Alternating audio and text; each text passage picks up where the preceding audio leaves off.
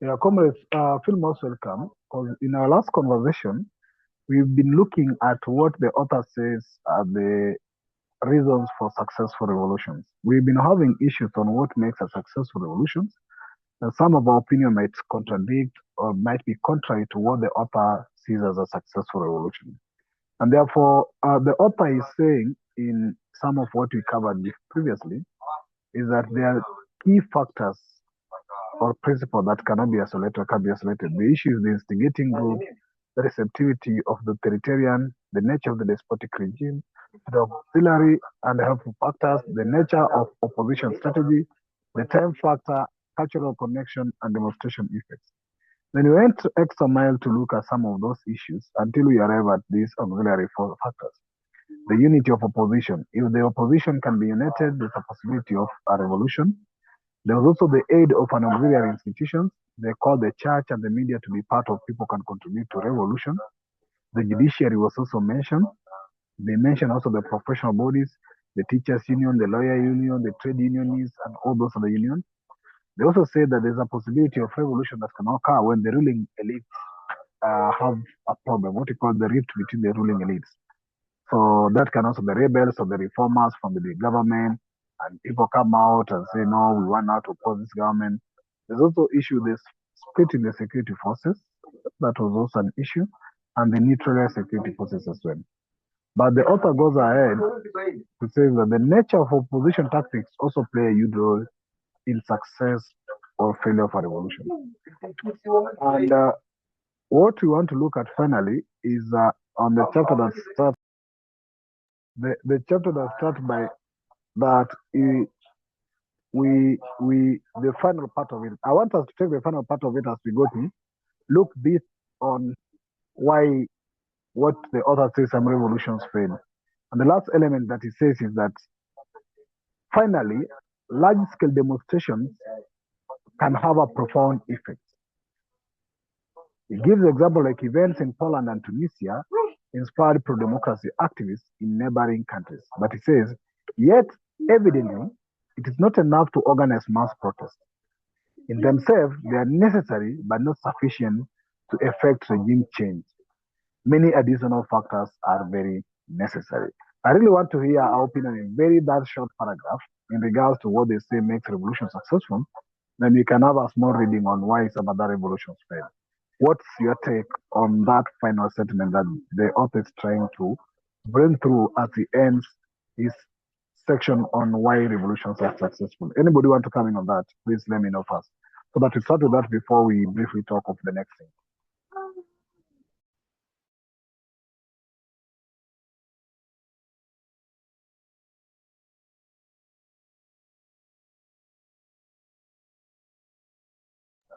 Anybody want to speak on that? I've even highlighted that paragraph a bit because it's the end of that section. So anybody want to speak on it, please? Yes, Mr. Tapua. Hello everyone. I hope we're all well. I think what's just come to mind for me, with regards to that paragraph is something that was happening when I was living in Europe, where different organizations had become very efficient at organizing street protests. So you'd have counter street protests organized, and a lot of the European governments wouldn't be bothered by them because in themselves they don't change government because of the strength of how their governments are structured and the way they change governments.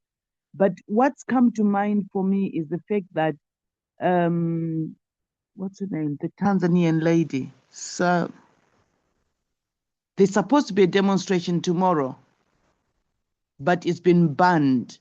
And I think it's making her nervous because she is not confident, because a lot of the factors that we're talking about could coalesce into her being removed from her position.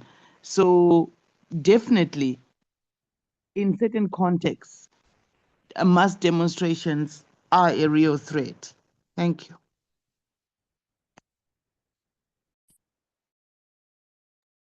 Thank you. Anybody else want to speak to that?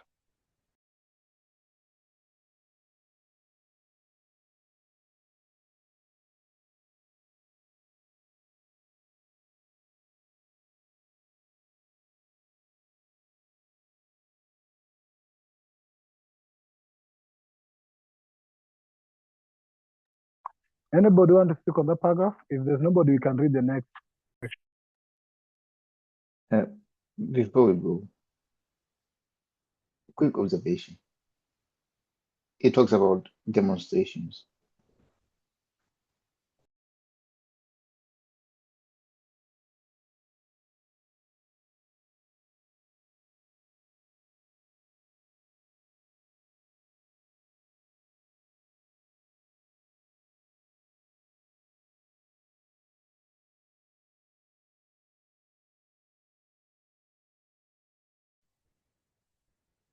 Have we lost our brother, Coco?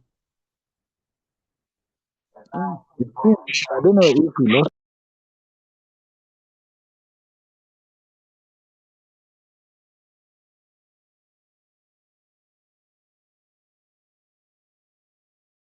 It seems we lost Brother Coco. Apologies, guys. I got the interference.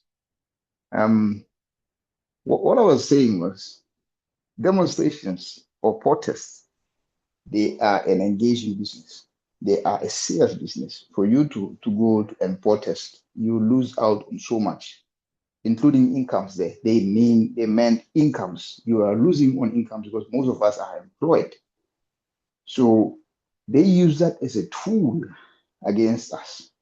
It means we can't really stand up and protest as much as we want because we are at their mercies. So protests cannot only be protests, they also have to be sustained for them to be effective. That is what he's saying. Thank you.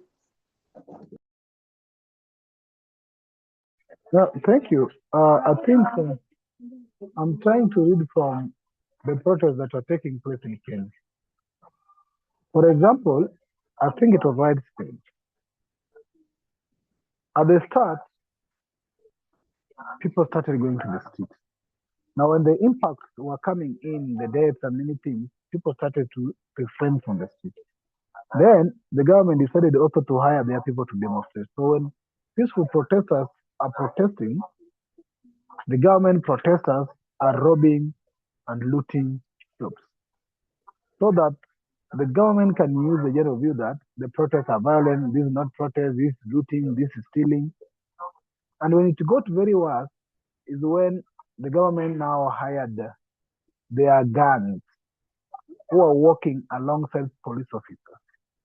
And these gangs were citizens who are also suffering, now being paid to kill other citizens who are in protest. So I think these are tactics that the government use. And I also believe that we need to organize beyond just street protest. Any other opinion on that?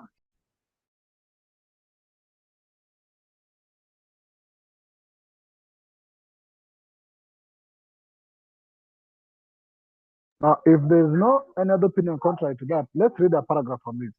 Why other revolutions fail. So, anybody who read for us? Anybody who can read for us?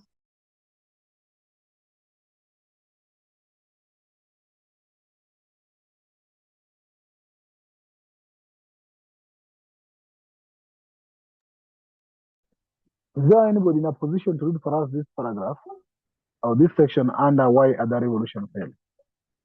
We can just read it generally, then we can have a conversation when time allows, and we can pick it up also next time in case we end before we finish our thoughts on this. Anybody who is willing?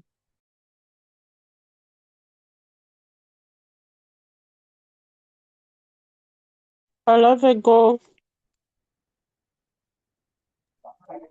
Yeah, please, Sister Grace. Greetings. How are you? Fine, thank you. I'm on a phone though. Hopefully. Okay. Why the other revolutions failed. Next, we examine the following unsuccessful or stalled revolutions. Tiananmen Square, China, April 1989. Mass protest in Ethiopia, November 2005. Venezuela protests, November 2007. Monks protest in Burma, September 2007. The Orange Revolution in Kenya, January 2008. Street protests in Zimbabwe, March 2008. The Green Revolution in Iran, June 2009. The Libyan Revolution, March 2011. This part has been difficult to write, but it must be written. In these revolutions, protesters exhibited extraordinary courage and bravery in confronting hideously repressive regimes. They were brutally beaten, tortured, and thrown into jail with severe injuries. Hundreds paid the ultimate price for challenging authoritarian rule. It would be callous and cruel to imply that their sacrifices were in vain. The purpose of this section is not to rub salt into the wounds of these courageous souls. Far from it. Rather, it is intended to be cathartic, a critical appraisal of mistakes made and suggestions for avoiding their repetition and further loss of life next time around. We discuss some of these failed revolutions more critically below.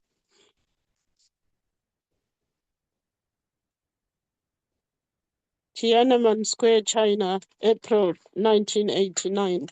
This picture will forever remain indelibly etched into human memory.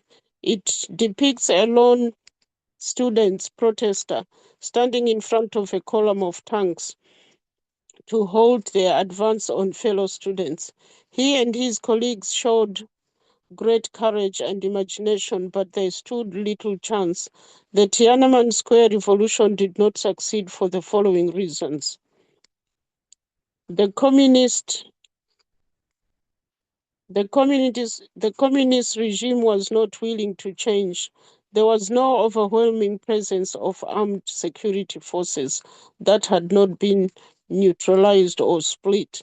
There were no other auxiliary agents at work to aid the students, no free media, independent judiciary, etc. The protests were not broad-based. It looked like a student thing. Though the students enjoyed much public sympathy and support, there were no other civil society groups, such as lawyers, trade union groups, willing to join them. Mass protest in Ethiopia, November 2005. The protests erupted after fraudulent elections in May 2005.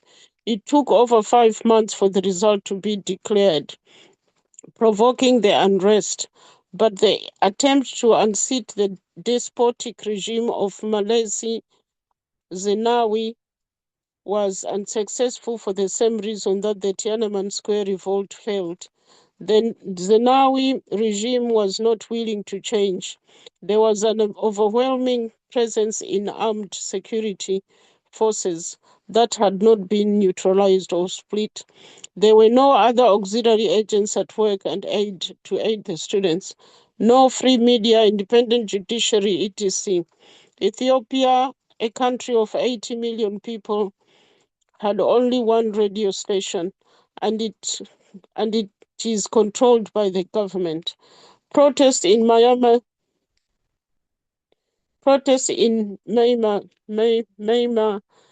Burma, September 2007. In September 2007, Buddhist monks, nuns, and civilians led protest marches against the military junta, marching peacefully through Rangoon and up to 100,000 people joined monks, demanding better living conditions for the people and national reconciliation. The protests were sparked by the government's decision to double the price of fuel in August 2007, a serious hardship in this impoverished nation. The monks called for the entire country to join them in their campaign to overthrow the government, and the march spread to at least 25 towns and cities, including Malende, Mandele, Sitwe, and Pokoku. According to the BBC, when columns of monks, one reportedly stretched for more than 1 kilometer, 0.6 miles, entered the city center. Thousands of bystanders cheered and applauded their arrival. Civilians who joined in, some of them weeping, pinned scraps of monks' robes and their clothing. These civilians included officials from the opposition National League for Democracy, NLD party, led by Aung San Suu Kyi, who had won the Nobel Peace Prize in 1991 and had spent most of the years from 1989 under house arrest. Two well-known actors, comedian Zangana and film star Q2, encouraged the Rangoon marchers by going to the Golden Shandong Pagoda to offer them food and water. The organization that emerged to lead the protests, the Alliance of All Burmese Buddhist Monks, vowed to continue marches until it had wiped the military dictatorship from the land. For nearly 10 days, the military junta tolerated the monks' protests, but in the end, they cracked down hard. Sadly, the protest did not succeed because the military junta was unwilling to accede to reform. Further, the monks were not joined by student workers or soldiers. They had no sympathizers in the military. Rather than attempting to go to the home of Aung San Suu Kyi, they should have occupied government buildings and shut down the civil service. Again, it takes an institution to fight a military dictatorship, and the monks did not have an auxiliary institution on their side. The Green Revolution in Iran, June 2009. The trigger was the fraudulent election of Mahmoud Ahmadinejad, claimed to have won in June 2009. The election fraud sparked mass street protests that at one point exceeded 1 million demonstrators, but the protests were brutally put down by Basij militiamen on motorcycles. Subsequently, members of the opposition party were jailed. Their newspapers and websites were shut down, and proposition rallies were prohibited. Phones were monitored and internet was disrupted. Some followers of the opposition were beaten and raped, while some died in custody. Estimates of the deaths exceeded 100. Political rivals, Mir Hussein Mousei and Mahid Karabi, were not spared in the crackdown. Kurubi was attacked. His car was His car was shot at. His son was beaten whilst in temporary detention. Musovi's nephew was killed. While all this was fodder for revolutionary change, it did not happen. Perhaps it is necessary to revisit 1979 Islamic Revolution and the reasons for its success. Among these reasons were the following factors. The Shah fled Iran in 1979, signifying that the battle was already lost and that the opposition had won. Security forces were overwhelmed by the sheer number of protesters. The opposition was unified. Khomeini worked to unite the opposition behind him, while the exception of the unwanted atheistic Marxists, focusing on the socio-economic problems of the Shah regime, corruption and unequal income and development, while avoiding specifics among the general public that might divide the factions, particularly in his plan for clerical rule, which he believed most Iranians had become prejudiced among as a result of propaganda campaign by Western imperialists. By contrast, the Green Revolution 2009 lacked some of these factors. First, the regime had not succumbed and was not willing to accept political reform. Second, the extensive security apparatus, in particular the Basi militia, had not been neutralized or overwhelmed.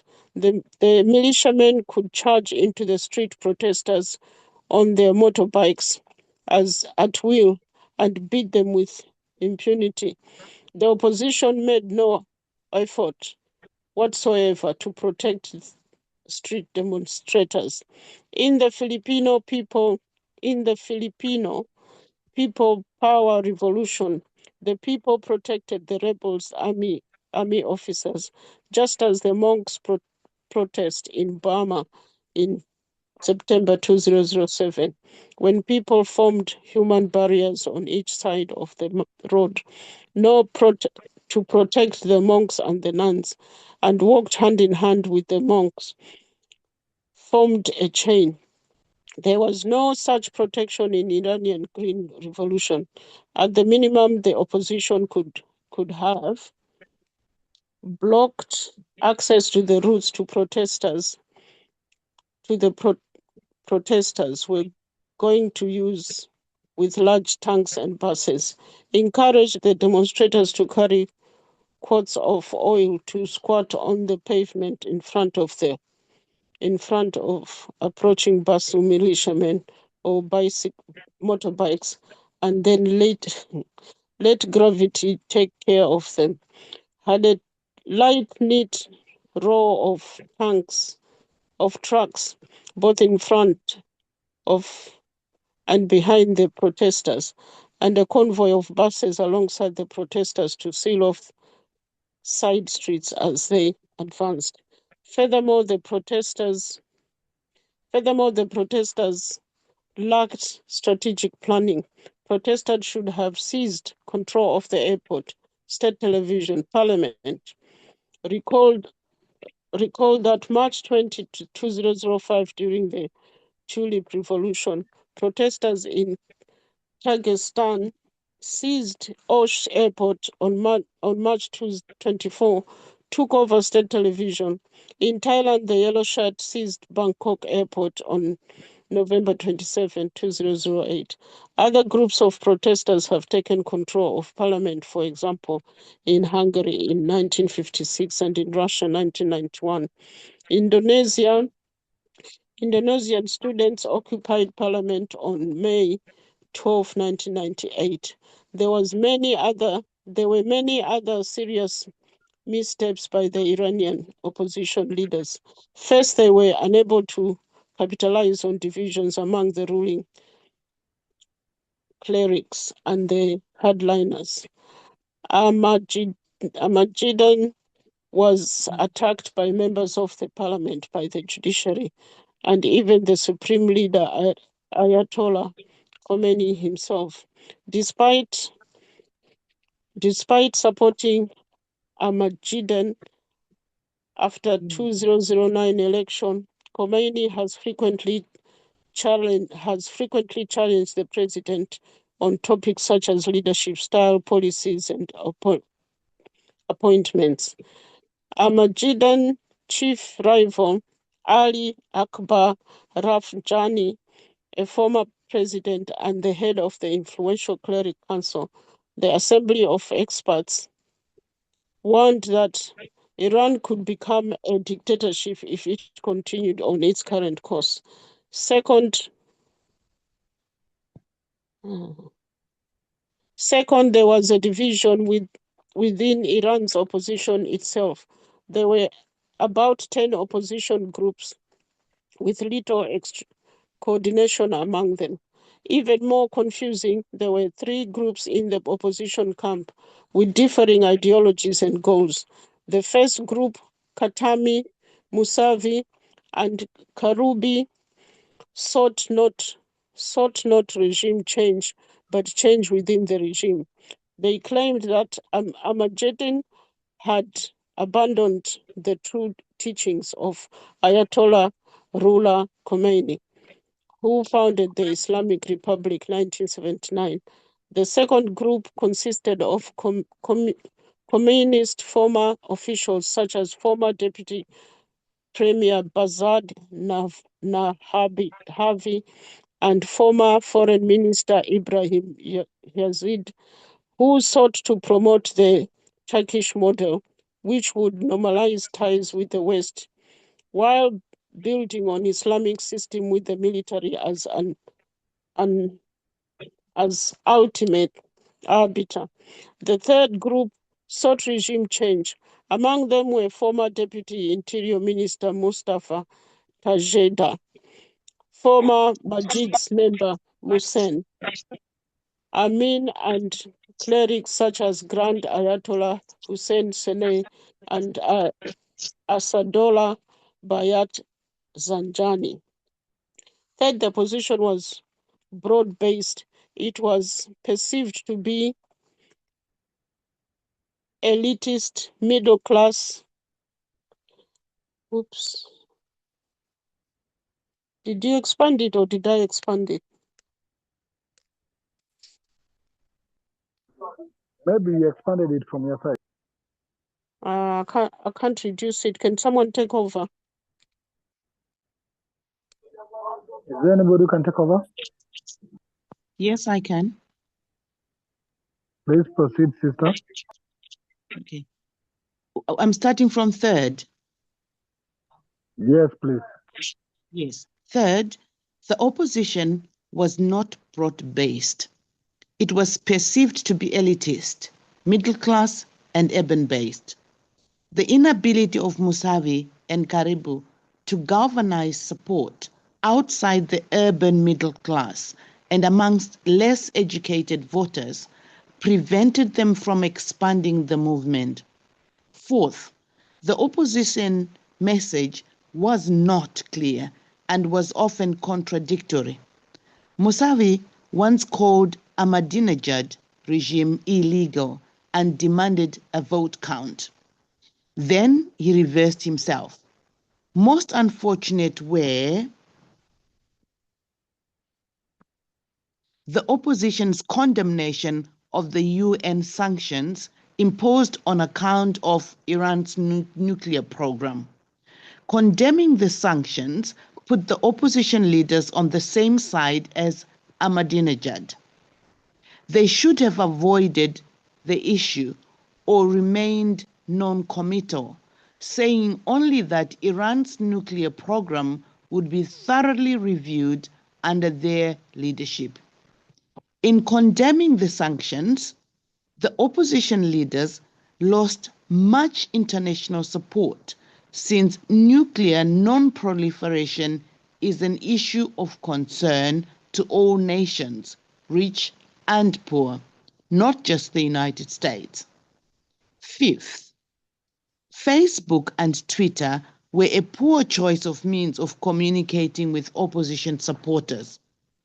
They're too open, and the government was able to shut them down, which it did. Audio cassette tapes, Ayatollah Khomeini used them in 1979, and DVDs would have been better.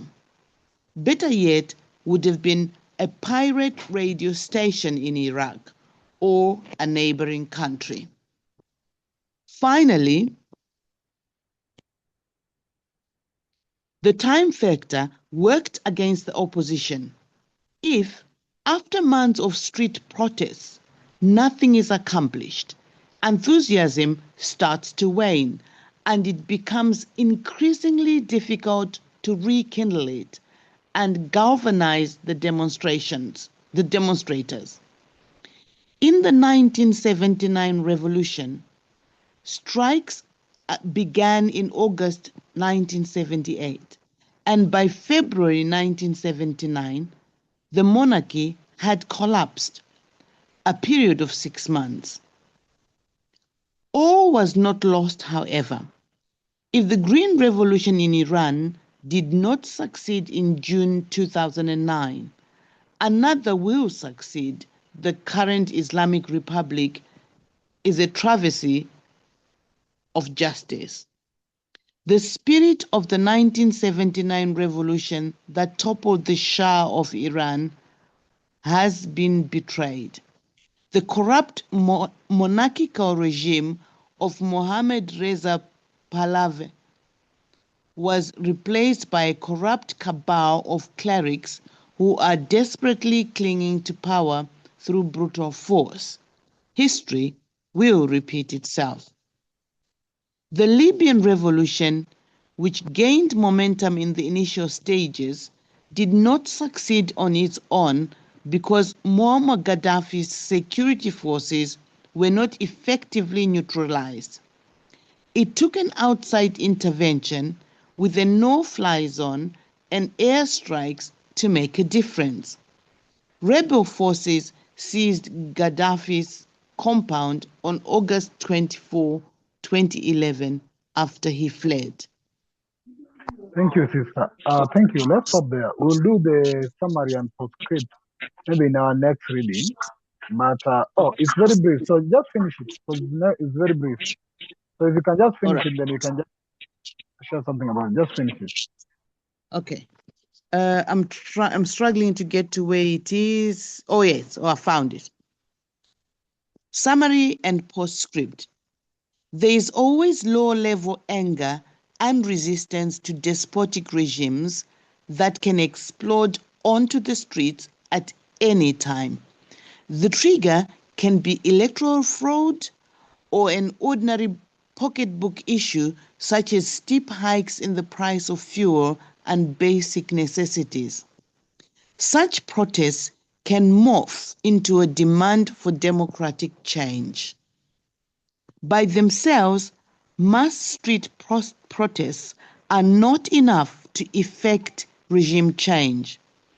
If the regime is willing to accept political reform, change can be brought about peacefully.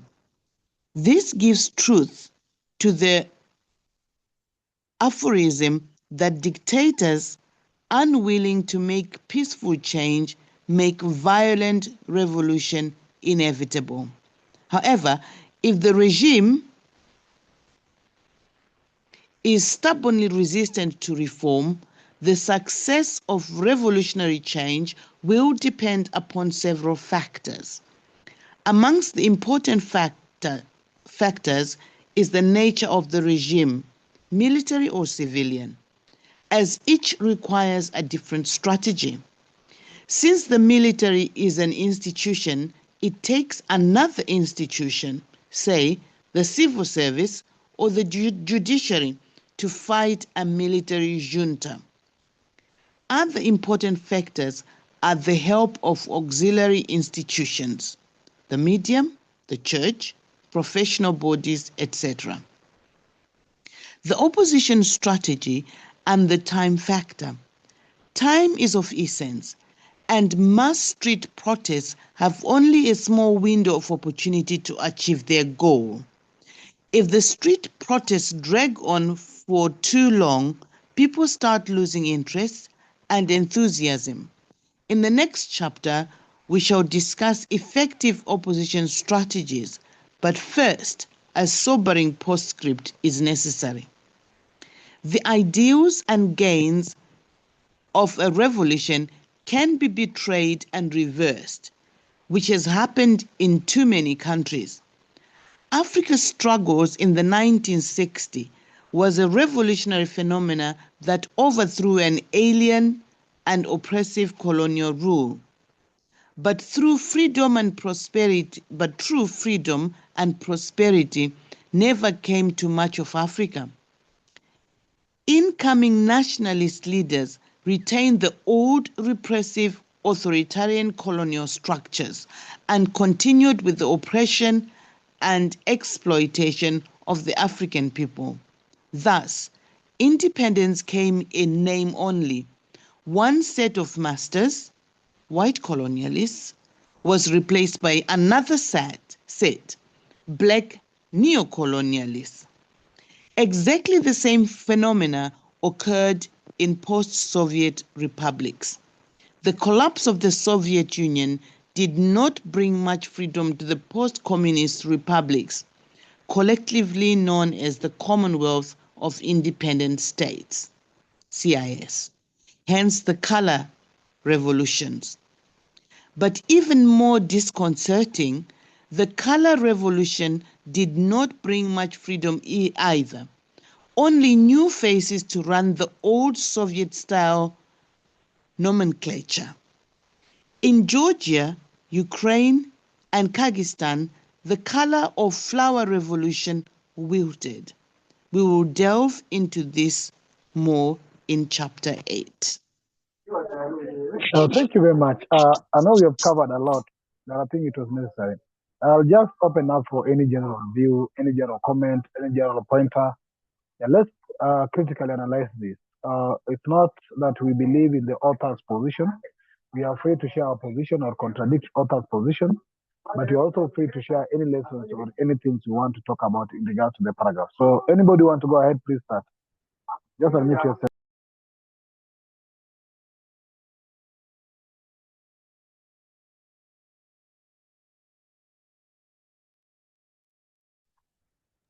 Anybody who has something they can point to, please just go ahead. Yes, I think I'm going to point the paragraph in the summary, in the paragraph starting, the ideals and gains of revolution can be betrayed and reversed. Right, that one. For me, this refers to our experience as Africans. So you've moved me.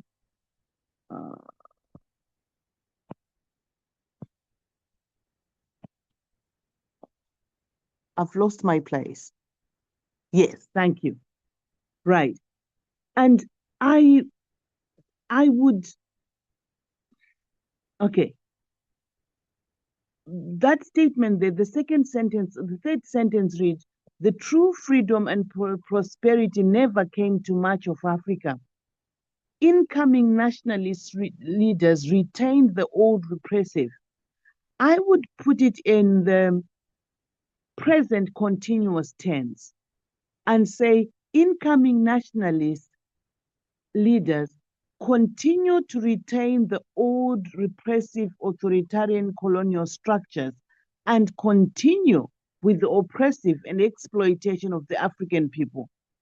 Because we are living through this period, and that's exactly what we're experiencing. So the writer here is writing about it as if it's in the past tense. And I think this is where we need to focus.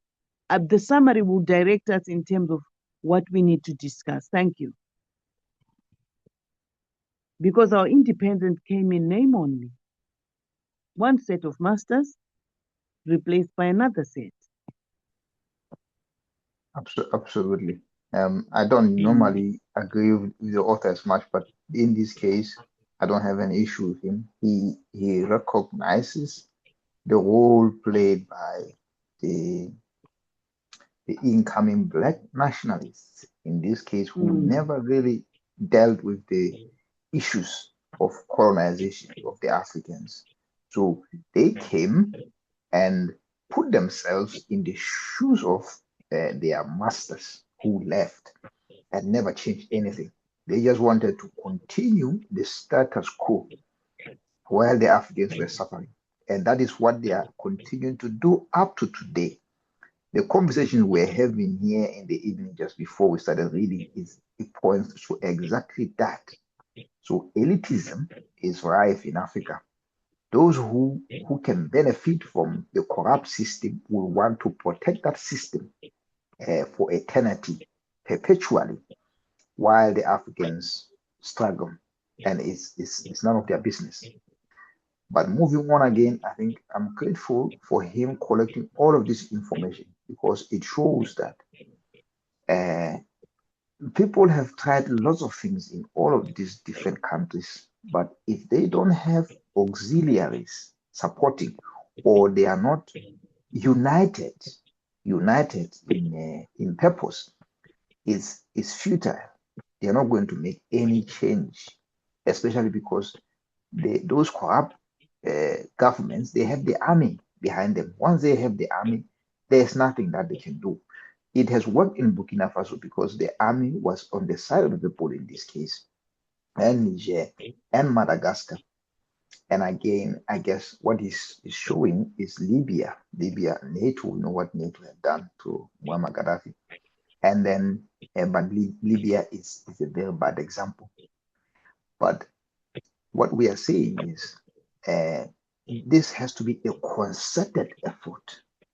This has to be planned, well thought of, and we have to have a staying power because the longer we protest, people lose hope. People go back to the jobs. We saw that happening in Kenya, the Gen Z demonstration. People had to go when the momentum was still on their side.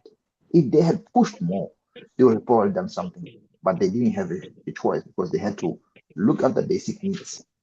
I think that is important. Thank you. Thank you, Brother Coco. Sister Chisomo? Yeah. Again, like Brother Coco, I do agree with what we've read. In that I've always said when I see these demonstrations and I'm thinking, what exactly are they going to achieve? Of course, it threatens the administration, but what will be the outcome, the ultimate outcome? And I remember in Malawi, I always use my own country as an example.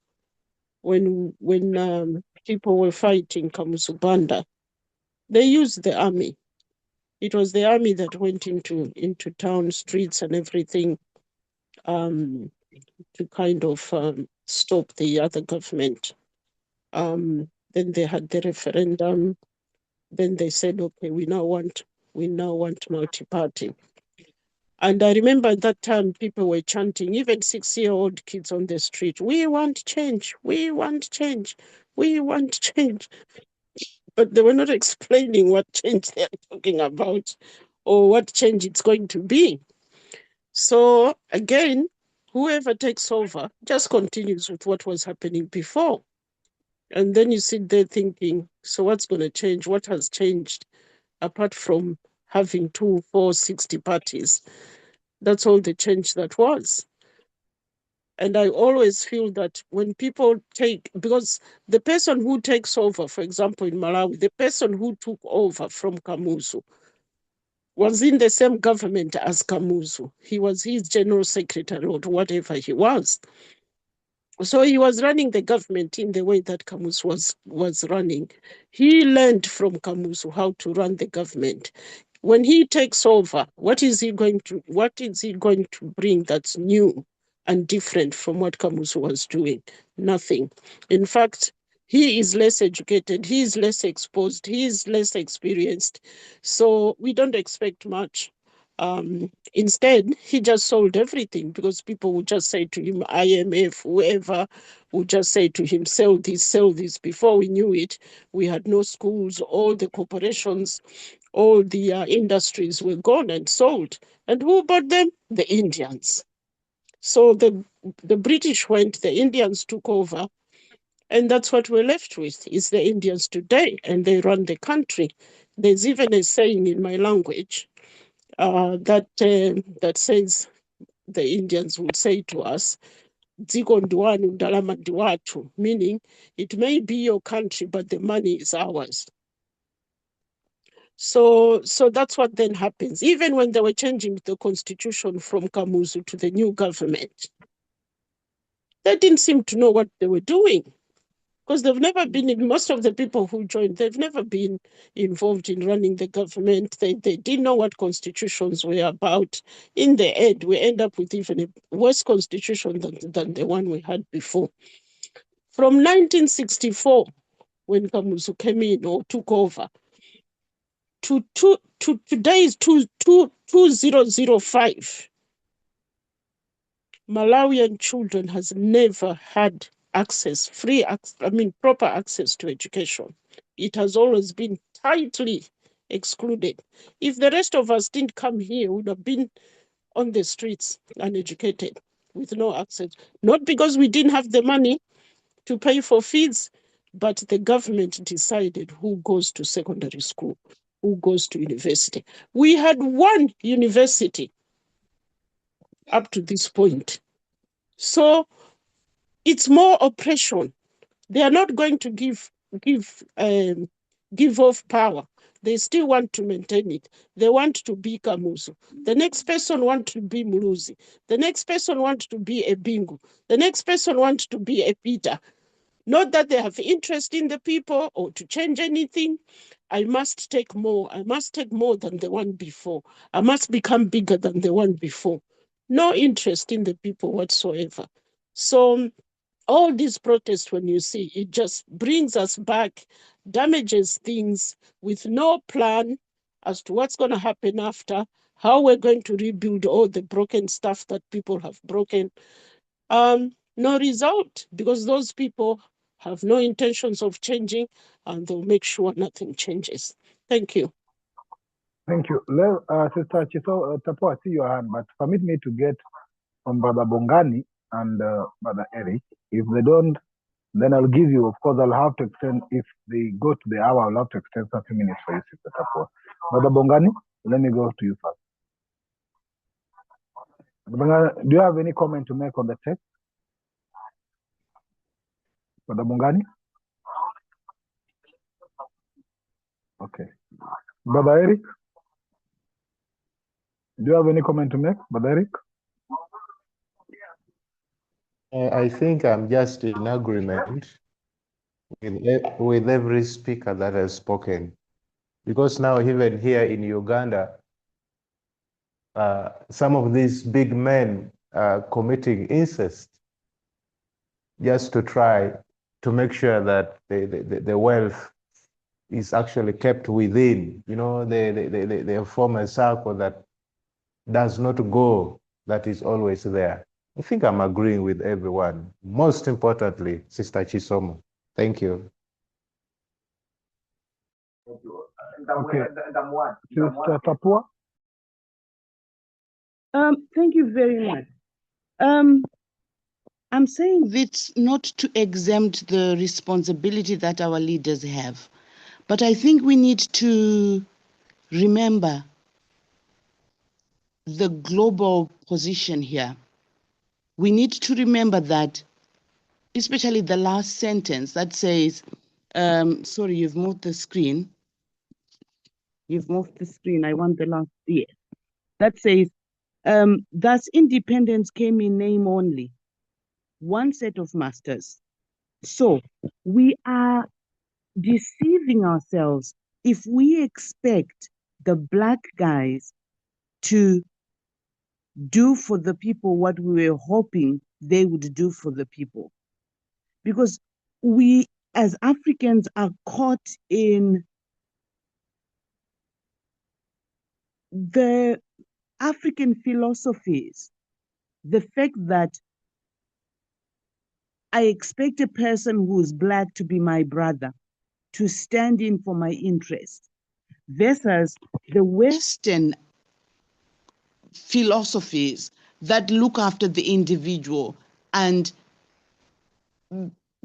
force people to pursue the thing that we call the American dream, which is very selfish and self-centered. So I think berating our leaders or misleaders without understanding who they are just a cover for the erstwhile colonialists. And if we continue to point fingers at them, we will miss the point. Because they need help. Some of them don't see it. Others are totally selfish. They're just in it for themselves. So, for example, when we're talking about education, that the fact that, for example, we're saying the Malawian children are not educated. We were educated because we went to the West. I question the type of education that we have. Because the type of education that we've received, and we've all agreed on this, is not to change the position of Africa. Therefore, why do we praise this kind of education? Why do we expect our leaders to have this kind of education, which is there to undermine our position as Africans? And it is this pivoting that we need. We need to move away from saying, for example, the values that the West has presented us, which makes us judge our leaders, misleaders, in a way that shows that we don't understand the system. They have been taken by the system. We need to make sure we understand that and we look at them without expecting much of them. The leadership has to rise from amongst us. We have to find a way, despite the type of education that we've got, to push through this, to expect the current leadership to see us through is deceiving ourselves. We need a bit more Traores amongst us. Then we will be able to actually come up with a difference. We cannot talk of the groups of the leaders that could not hear Kwame Nkrumah and his decisions and his dream of Africa and how they split. And we're saying, this is what so-and-so did, this is what so-and-so did. I mean, we forget, for example, that the likes of Robert Mugabe and Banda were kneeling at the altar of England. They were knighted. And what is to be knighted? We cannot be led by the Queen's Knight and expect any different result. This is why Samora Machel is quoted to have been said that to have said that the day you see me being praised by these colonialists, then you know I've sold out. The way our leaders trot to America and all those places to seek validation should tell us something. We need to organize, guys. I'm hoping that as we're reading this text, we'll be able to find better ways of organizing ourselves so that we just forget about these leaders. Thank you. Can I just correct that statement? That's not what I said. That's not what I said. I said Malawian children had no access, not type of education. I didn't talk about the type of education. I said access. Malawian children have no access to secondary schools. Secondary. I had no access to university, not because I wanted to, because I wasn't allowed to. That's what I'm talking about. No access to secondary school, not even secondary school. Can I come in and explain my That has nothing to position? do with Mzungu or type of education. It's just the way the system is designed. Yes, Chair. Mr. Tapua, please allow me to.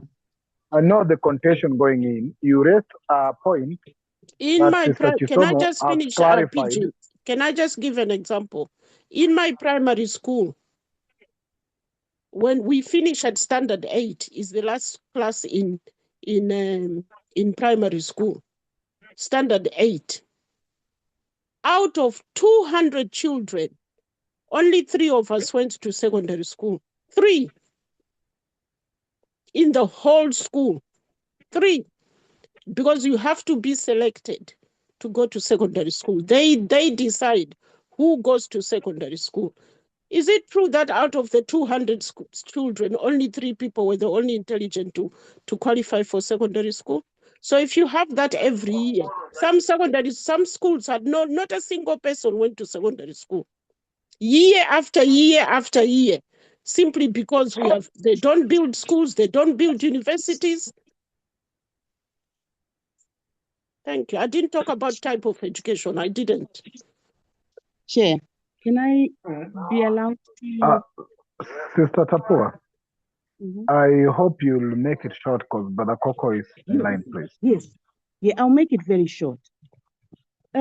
What I'm trying to point out is that the colonialists only wanted a few people to fill in certain positions. In Zimbabwe, for example, we had the same situation where not everybody would access secondary school. It was not, because that statement, the last statement there says, we only change the color of the leader, but we maintain the system. Therefore, we need, in our analysis, we need to understand why you only have 3 children going to secondary school and they are not building schools. It's because we are part of the global exploitation setup. So that, for example, it would be wrong they would not be allowed to set them up because they are part of the system. They're part of the system that's supposed to suppress us. So expecting us to then build universities and so on, as many universities as we want to, is something that goes against the grain of the people that have colonized us. That's all I was saying. I was But not they've saying done it anything. now. What was so? What was Thank it? you. Why was it not possible all along? No, Sister Grace, thank you. Let's just pause that here. Brother Coco? Yeah, comrades, I think you are saying the same thing, Comrade Chizomo and Comrade Tapua. You are both saying the same thing. You are in agreement. What I wanted to say was, it's important for us to read what Professor Aiti is saying here in conjunction with what we are reading from Dr. Nkuma. He knew about this. He saw this coming a long way. And he talked about the inferior education which the colonialists gave those gatekeepers that they left in place. It was meant to be. It was by design. It was not an accident. And it continues to this day because if you look in most countries, their politicians, they educate their kids abroad. What does that say to them about the system which they have in the country? Is that it's meant to be? It's the same in Lesotho. They go to South Africa. And I think South Africa, maybe they go somewhere else. In Nigeria, they all come to the United Kingdom, as well as, say, Ghana and Sierra Leone, who are closer to the United Kingdom. But this is much more intractable than what we are seeing here. What we have to say is, let's delve into this again some more next time we meet. But we have to agree that the education we are being given is meant to benefit someone else, not us as Africans. Thank you, comrades. Okay, comrades, thank you very much. Brother Bongani hasn't spoken. Brother Bongani, I know our time is up. Are you in a position to contribute? Brother Bongani? Okay. Comrades. Okay, thank you, Bongani. Comrades, I think we have covered a lot. So let's meet next time. We do a review of this first before we get to chapter 7, which is the strategy. So we'll do maybe a small review, then we get to chapter 7. But thank you for what you've shared today, and let's meet again next Monday. That's what I'll say for now. I'll reserve my comments to the next session when I will do a small review of what you've read, a recap, then we get to this chapter 7. Bye for now, and yes, thank you for your time and for your attention. Let's meet again next Monday.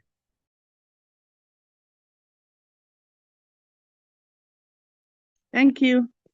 Bye.